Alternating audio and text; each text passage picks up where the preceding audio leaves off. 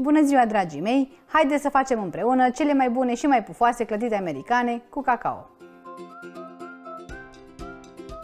Pentru a le prepara vom avea nevoie de următoarele ingrediente: o jumătate de litru de lapte, 370 de grame de făină, 4 ouă, 100 de grame de zahăr, o linguriță de extract de vanilie, 80 de ml de ulei, 20 de grame de praf de copt, 40 de grame de cacao și puțină sare.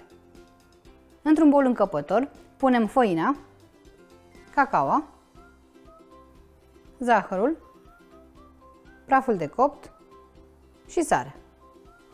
Amestecăm foarte bine toate ingredientele.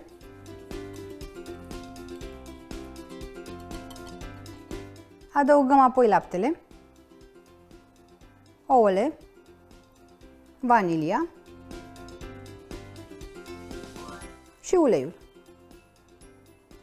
Amestecăm foarte bine totul.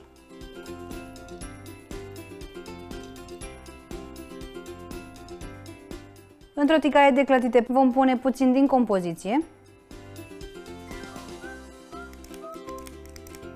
și coacem fiecare clătită pentru 2-3 minute pe fiecare parte.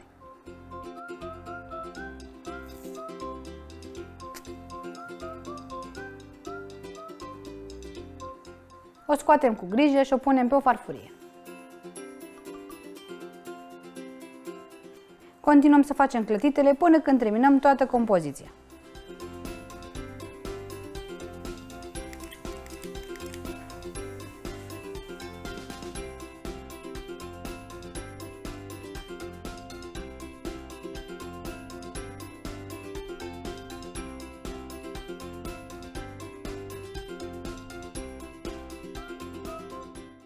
Serviți clătitele americane cu sos de ciocolată și fructe proaspete.